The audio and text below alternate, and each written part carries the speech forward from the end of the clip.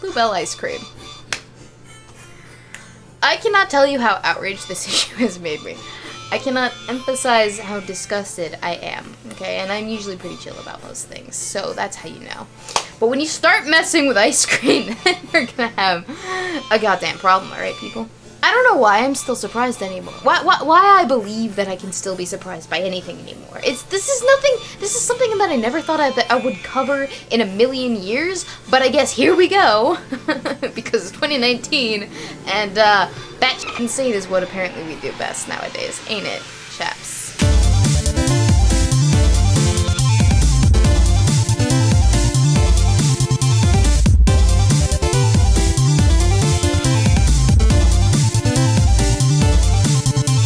Demonetization process begin. It all started when this sorry excuse for a human composting pile decided to take the big brain leap from passively passing whatever disease riddled her brain with idiocy to actively passing on said disease and whatever other things harbored within her tiny body onto innocent and unassuming ice cream enjoyers of the world. Despicable, yes. And it would have been left at that. No one would have been any the wiser. But the dits had the audacity to film it and then post it to the interwebs, blissfully unaware that she was just immortalizing herself committing a felony. Lick it. Oh, you foul. Put it back. Put it back. Put it back. Put it back. Oh, you're. Yes, a felony, which, by the way, amounted to a big fat nothing burger because she's a minor.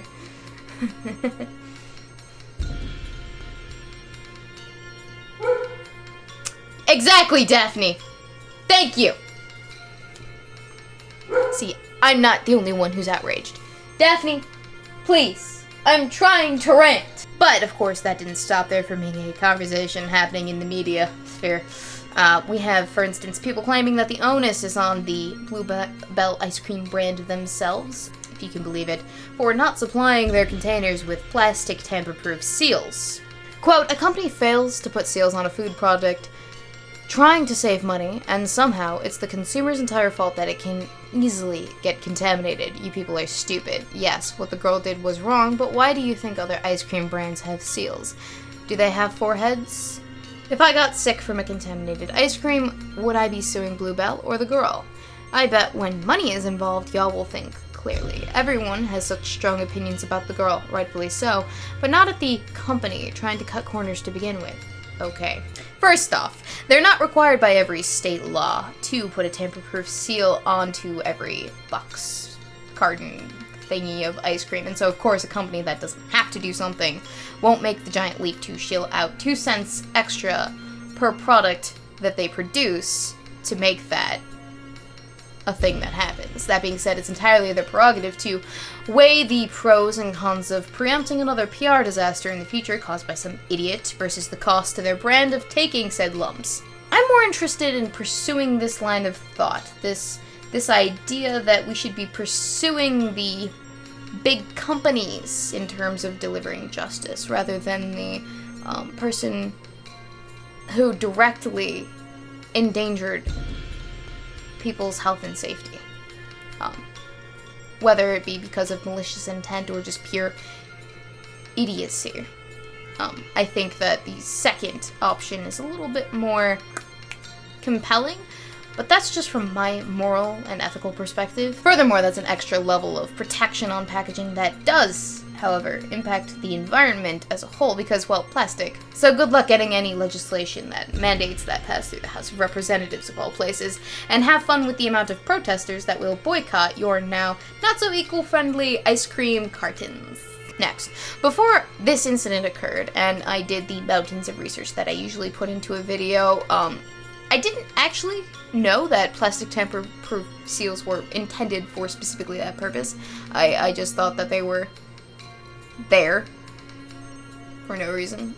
You know, I really never paid it that much mind, so not having one meant as little to me as having one, and thus made very little difference. So it wouldn't have registered to me that a lack of a seal versus a seal is an issue in any event, even if it was an ice cream that uses a seal that I was buying. There are tons of ice creams, by the way, out there that don't have tamper-proof seals. for instance, Dean's Moose Tracks, I have never seen them with a seal. So maybe I need to rethink my ice cream buying habits. Maybe they need to rethink their sealing habits. Who the fuck knows? I personally would prefer if people didn't go around licking other people's ice cream and not buying it. But that's just me. Why can't we hold people to that standard? Why can't we hold people to that standard? Hyperbolic of me, but that's a ridiculous standard to hold companies to, just in general, especially in terms of like food packaged items. I mean, are we honestly going to start asking all of the companies everywhere to start putting tamper-proof seals over, say, the entire produce section at Walmart, which sells effectively oodles and oodles of tamper-handy fruits, vegetables, and what have you, ready for all sorts of licking and other disgusting behaviors? Every single apple, tomato, banana gets a plastic sealant. Cucumbers! Cucumbers! Oh boy, have I seen things. Same with donuts, fresh out of the bakery. They're gonna need a plastic seal too, aren't they, Ariana Grande?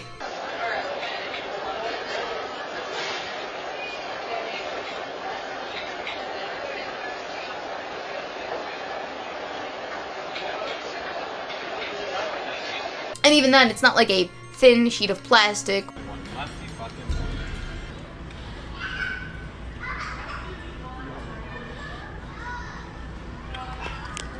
and minty and fresh. Thank you guys. Have an amazing day. Or any natural sealant is actually going to prevent dumb f***s from making big brain decisions that endanger people's lives. Is it now? That load of good a plastic seal does against, say, a needle.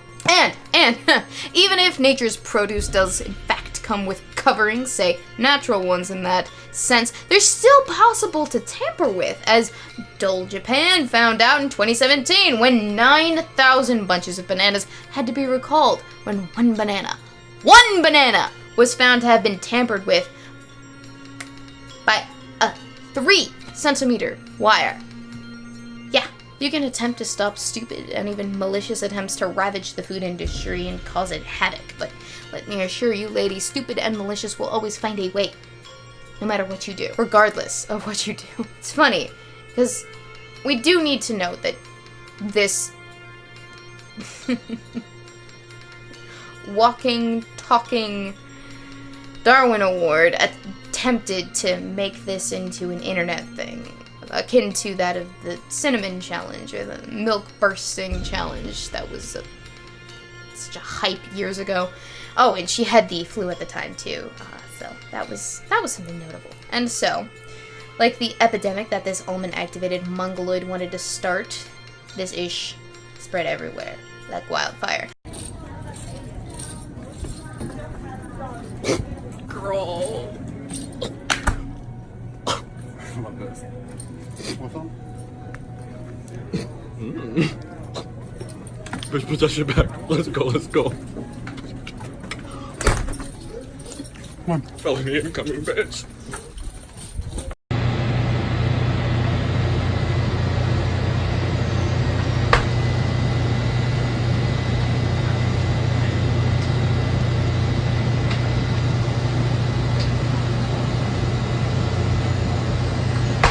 I've noted at least 2 other incidences of apparent ice cream tampering being spread online after the incident went viral, and at least 1 mouth-watching incident that also has contributed to the idiocy. I'm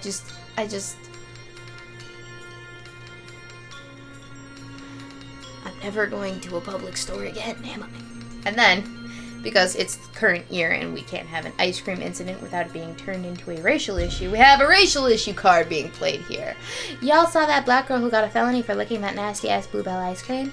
I bet. So what about that white girl who used the deodorant and put it back? What's her felony?